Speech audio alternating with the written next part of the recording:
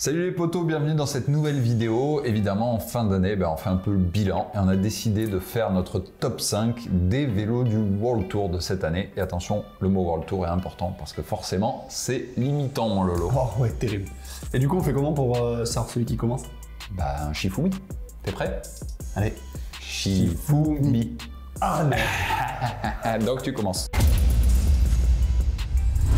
Alors, on explique le principe, hein. On a fait un top 5 chacun de notre côté, on s'est pas concerté, du coup Loïc va commencer par son 5e et va se justifier, moi je donnerai le mien et on va débattre. Alors vas-y mon Lolo, dis-nous en 5e position, qu'est-ce que tu as choisi? Alors moi j'ai mis une petite Batmobile en 5e, c'est le Cube Lightning C68 de l'équipe Wanty Groupe Gobert, que je trouve particulièrement sexy, ce noir mat là, simple, efficace, juste avec la petite touche de jaune fluo, c'est parfait. Avec le groupe Shimano Dura-Ace D2, un incontournable, autant te dire que je pense que c'est une machine d'exception.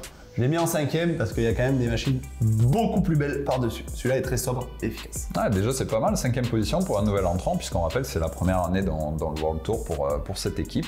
Belle position. Écoute, moi j'ai choisi en 5e le Colnago V3 RS de la team UI. C'est tout. Et oui. Toi, grand fan de Tadej Pogacar. Oui. Toi, grand fan des vélos italiens. Mais écoute, il y a de très très beaux vélos, donc tu verras qu'il y a d'autres vélos italiens dans mon classement. Alors je l'ai mis dans cette 5e position parce qu'il est très beau, mais il est aussi très sobre, ce qui est à la fois un avantage et aussi un inconvénient, parce que tu verras que dans mon classement, il y a d'autres vélos qui se démarquent par un poil plus d'originalité. Néanmoins, il est totalement monté à l'italienne, donc avec son groupe Campa Record EPS et ses roues Bora WTO. Donc très beau, très sobre et on a pu le voir durant l'année, très efficace aussi. Ouais, grave. Voilà. Pour le coup, l'efficacité n'est plus à... Donc on est sur un classique, si je peux me permettre, je choisirais plutôt la version à disque. On verra pour autant que j'ai quand même choisi des patins dans mon classement. Le mec tease. Ouais. Bon, on passe à la 4e position, mon Flo. Et là, je l'ai mis, c'est vraiment un... Bon, je l'ai mis 4e parce qu'il n'est pas méga original, mais c'est un coup de cœur au niveau des couleurs. C'est le Trek Emonda de la Trek Segafredo. Ce bleu marine mixé au rouge rappelle étrangement mon prochain vélo, mais moi je le trouve vraiment sexy. Tu teases pas mal. J'ai privilégié la beauté à l'efficacité, au matos, à tout ça. Voilà, j'ai fait vraiment au coup de cœur esthétique. Alors c'était donné comme critère, on l'a pas trop précisé, mais l'intégralité, c'est-à-dire équipement jusqu'au pneumatique et évidemment coloris, donc c'est vraiment l'impression globale. Est-ce que vous achèteriez ce vélo tel qu'il est? Et on pouvait choisir évidemment n'importe quel coloris qu'on a vu passer durant l'année. Hein, c'est ce qui est vu que pratique. moi je t'ai toujours dit, faute d'être efficace, autant avoir la classe. Moi, je prends que les vélos les plus classe. C'est vrai, mais tu vois, en écoutant ton classement, je dis pas que je regrette le mien, mais je me rends compte à quel point c'était quand même difficile de faire un classement parce que il y a quand même de très très beaux vélos et c'est très difficile de les partager. Moi, en 4e, j'ai choisi un vélo dont je suis sûr que tu l'auras mis dans ton top 5 parce qu'il est vraiment très beau et à la fois très classique. C'est le Bianchi de l'équipe Bike Exchange cette année qui est forcément aux couleurs célestes de Bianchi. Donc ça pour moi c'est un classique indémodable. Les modèles changent, la couleur reste et il est équipé évidemment, mon Lolo tu l'as dit, d'un groupe Shimano Dura-Ace à disque. Pour moi il allie modernité et élégance intemporelle, donc c'est un must. Je l'ai mis 4e, il aurait pu être plus haut, ça s'est joué à pas grand chose. Mais voilà, je vous expliquerai par la suite pourquoi j'ai mis les autres devant. Numéro 3 dans le lot. Pourquoi j'aime pas trop ton classement. Mon numéro 3, j'ai un peu teasé sur les couleurs. Du coup, c'est le Pinarello F12 de la team Ineos. Alors moi, je l'ai mis sur le podium, déjà au pied du podium. Parce que oui, il est beau, parce que oui, il est massif, il est aéro. Les couleurs, bon, c'est Ineos, hein, c'est sobre, on est d'accord. C'est efficace, bon, il est un peu lourd. Une question, t'as mis le F12 ou le Dogma F? Parce qu'ils ont changé en cours de saison. Non, j'ai mis le F12. D'accord. C'est bien ce que j'avais compris. J'ai prévu. Pas de problème. Moi, je suis à l'ancienne, ok. Pas de problème. On a vu les deux, t'as même le droit de mettre les deux dans le classement. Hein, Oui, non, mais parce que là, tu vois, dans mon classement, tu vois, tu viens de parler des deux. Et bien, sur la 3e marche, j'en ai mis 2. Ah, je sais, tu m'as choisi en 5, machin. Mais tu sais que je sais pas faire comme tout le monde. Je suis obligé de faire différent. Donc, avec ce F12, moi, j'ai mis le vélo d'une équipe féminine. Ok. le Tarmac SL7 de SD Works. Bah voilà, c'est bien. Parce que franchement, j'adore les couleurs. Ce mauve là, rouge, rose, super. Et c'est mon seul vélo, je tease aussi la suite, qui n'a pas un groupe Shimano Dura-Ace. Voilà, Ouais. en SRAM E-Tape, SRAM Red E-Tape. Alors franchement, pour moi, je pense que là, je l'ai mis 3e parce que vraiment les autres, ils arrachent tout. Les 2 premiers, ils arrachent tout. Mais niveau technicité, performance, je pense qu'on est clairement sur la plus haute marche du podium. Voilà. Ouais, d'accord, tout s'entend, j'apprécie tes arguments. Donc moi, sur la 3e marche du podium, j'ai choisi un vélo qui fera peut-être un peu plus polémique, mais néanmoins, le Cannondale Super 6 de la team IF. Pour une raison simple, c'est que d'abord c'est un très beau vélo, mais surtout la team IF, elle nous a habitués à beaucoup d'originalité dans ses kits, mais aussi dans le soin qu'ils apportent au montage de leur vélo. Vous aurez remarqué souvent des pattes de dérailleur surdimensionnées avec des chapes surdimensionnées. Vous aurez remarqué qu'ils utilisent notamment un pédalier très souvent avec un plateau plein FSA. Bref, de la personnalisation dans tous les détails. Et clairement, si je devais acheter un vélo, eh bien, plutôt que d'avoir le même que Monsieur Tout-le-Monde de série, eh bien, je préférerais avoir ce genre de petits détails qui vaut le détour, même si bon, c'est pas pour les 2 watts que je vais gagner, mais voilà, c'est la classe. Ça, c'est sûr. Et en plus de ça, son coloris bleu et rose auquel on est désormais habitué, me plaît particulièrement. Et là aussi, mon lot, on retrouve forcément un équipement Shimano, en dehors du pédalier, comme je l'ai dit.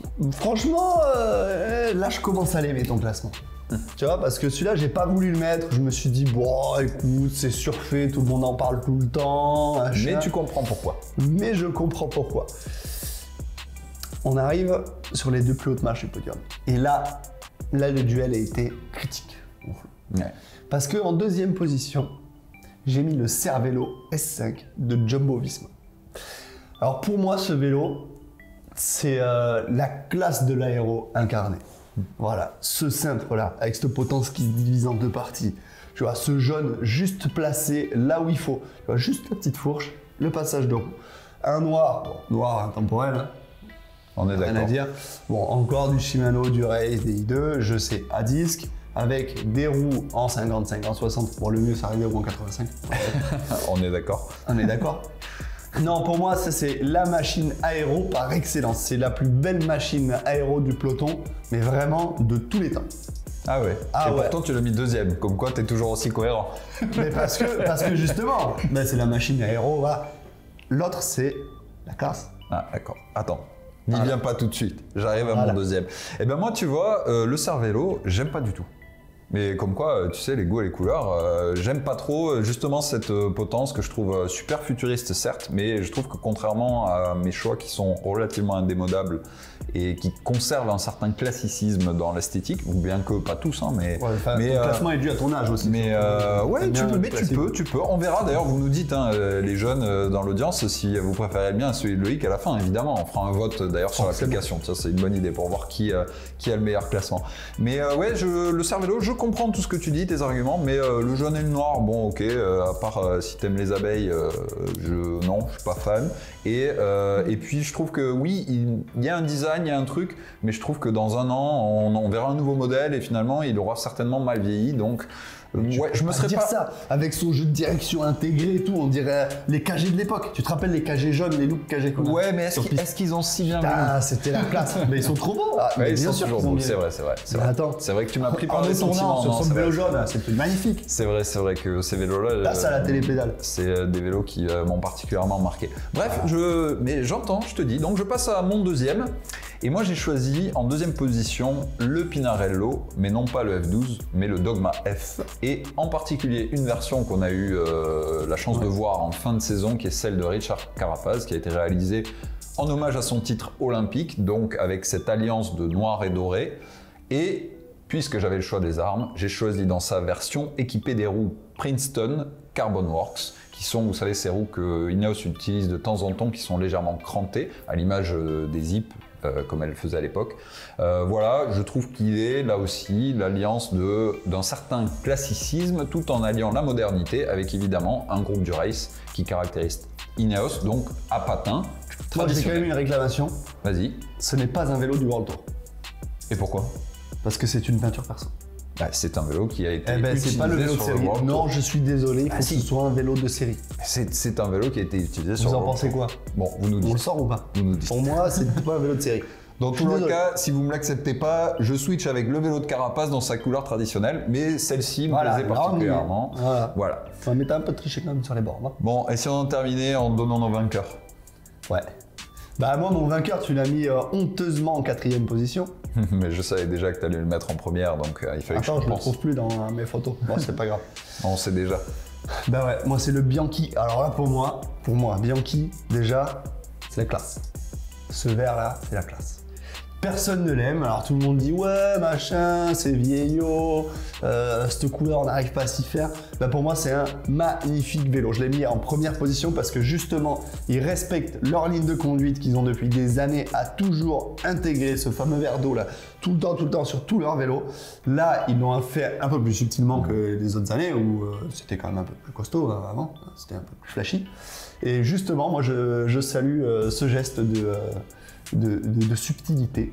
Il n'y a pas débat. Pour le glisser en première position, malgré que le cervélo il soit là en train de gratter un peu de la...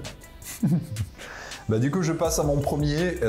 Forcément, vous aurez remarqué, il n'y avait pas de Specialized jusque-là dans mon classement et c'était obligatoire qu'il y en ait un, puisque ça reste quand même le vélo le plus performant, en tout cas sur les résultats depuis son lancement. Je veux parler du Specialized SL7, mais pas n'importe lequel, parce que je trouve que c'est très triste du côté des mecs, que ce soit Bora Hansgrohe ou Quick-Step. Je me serais jamais permis de mettre celui de Julien Alaphilippe parce que c'est un modèle hors concours. Si on suit les arguments de Loïc, il ne me contredira pas. Ça veut dire qu'il voulait le mettre à la base. Donc, forcément, j'ai mis celui de l'équipe SD Works que tu as déjà classé dans ton top 5 et moi je l'ai mis en première position, donc équipé du groupe SRAM E-Tape et avec de magnifiques roues zip et dans un coloris dégradé de rouge et de noir que je trouve très joli tout en restant relativement sobre. Voilà, c'est mon numéro 1 et puis ça permet aussi de mettre les filles à l'honneur parce que non seulement elles pédalent mais en plus elles ont du bon matos et quand elles se différencient, tu vois, je trouve que c'est encore mieux parce que ça donne une nouvelle occasion de parler d'elles. Donc double raison pour les mettre en première position. Je valide mon flow, mais tu vois, on n'a pas parlé dans notre top, et ça c'est, on va vous dire pourquoi, des canyons. Le canyon Aerode. Alors là, moi je l'aurais mis dans mon top 5, celui d'Alpecin, le blanc. Celui de Mathieu Van Der Poel. Celui de Mathieu Van Der Poel qui est magnifique. Pour moi, il a largement sa place dans le top 5. Seulement, c'est pas du World Tour. Et dans le World Tour, il n'y a qu'une équipe qui a ces canyons-là. C'est Movistar. Et voilà. Et moi, couleur, le bleu Movistar, je le trouve éclaté au sol. Donc, je suis désolé. C'est vrai. Bah, je partage ton avis, mon Lolo. Et finalement, tu vois, on a quand même réussi sans se mettre d'accord à faire un top 5 quasiment totalement différent, même s'il y a des cohérences parce qu'on retrouve des vélos, mais à la même place, on n'a jamais eu le même vélo. Donc voilà, ça démontre déjà qu'entre nous, on a des goûts bien différents, même si je pense que ça se voit déjà. Et on est curieux de savoir ce que vous en pensez. Donc n'hésitez pas en commentaire à dire si vous êtes plus team Lolo ou team Flo sur ce classement. Et puis donnez-nous le vôtre. Et certainement, évidemment qu'on en a oublié. Moi, c'est un crève-cœur que d'en donner que 5. Et c'est vrai que globalement, cette année, on doit dire que par rapport à il y a quelques années, je trouve que le niveau global, c'est beaucoup resserré. Il y a moins de... Notamment l'époque où Cofidis avait quelques erreurs de casting niveau Tu matériel. veux parler d'équipe française? On parle de la FDJ ou pas? Non, ne rentrons pas là-dedans. Voilà, merci. Marc, si tu nous regardes, s'il te plaît, essaye de faire des belles couleurs. Un peu d'originalité, ça. Mais il avait fait un effort avec le vélo de Arnaud Desmar sur le Giro. Il y avait quand même... Ouais, mais celui de Thibaut Pinot en bleu aussi. Moi aussi. Il était beau. Voilà. C'est vrai. Bref, on espère que vous avez apprécié ce classement et que vous passez de bonnes fêtes. Et on se retrouve très bientôt pour plus de top sur la chaîne du Cicerone en français. Allez, salut moi. Ciao.